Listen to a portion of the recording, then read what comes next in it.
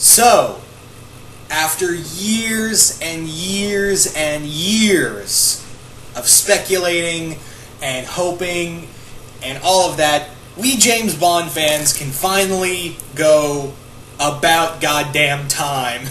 That's right, ladies and gentlemen. It has been officially confirmed today that Dynamite Comics will be doing James Bond comics. Yes, they will. They will be doing James Bond. I'm surprised IDW didn't get it, but yeah, apparently what I read the article is that this has been very back and forth, that a lot of people have been trying to get the rights to James Bond, but it's never really gone to anyone until finally Dynamite Comics worked a deal out with Ian Fleming's, I guess, estate, I think. And I guess they negotiated with a lot of other groups, like all the other the movie company that owns the rights to James Bond as well. It was apparently this deal took years to make, and Dynamite was the only one. I think there were apparently other companies that were trying to get it as Bond as well, but all the others failed, and Dynamite was the only one who kept at it.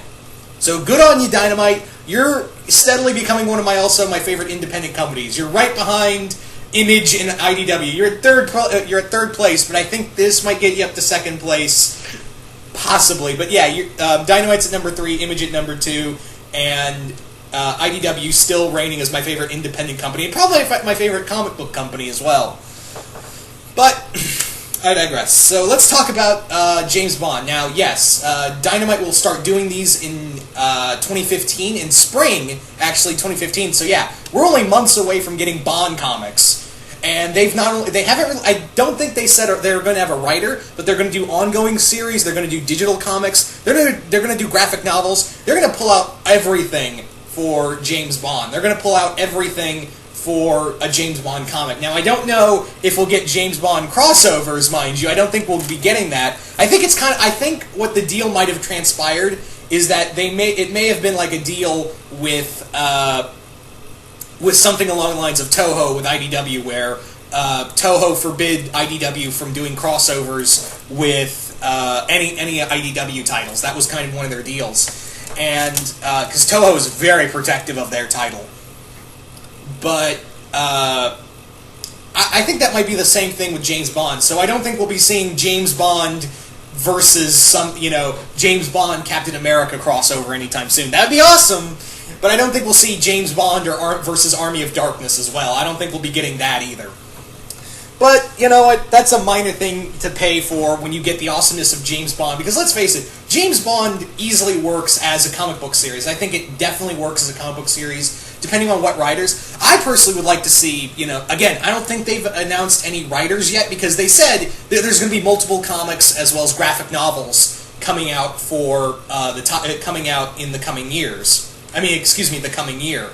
And yeah, I don't think they've announced anyone yet. I personally would like to see someone like JMS. I think J. Michael Straczynski could be a really cool pick for Bond.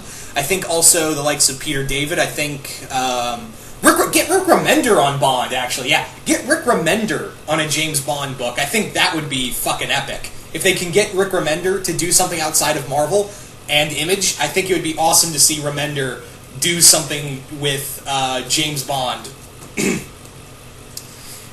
Because again, he's really good at the spy stuff. I think he can do some really creepy elements as well, and I would love to see his take on Blofeld if they have the rights to do Blofeld. You're probably wondering also, what Bond are they going to use? Well, I think they're going to use their own Bond, kind of like in the vein of the movies where we have a different actor playing Bond every so many years. So I think what it's going to be is it's going to be their own Bond, like their own creator-owned James Bond to use. So I think that would be I think that's going to be the case, is that it's not going to be like, it's not going to have the likeness of the Sean Connery Bond or the Daniel Craig Bond or Pierce Brosnan Bond. It's going to be the Dynamite Comics' own James Bond.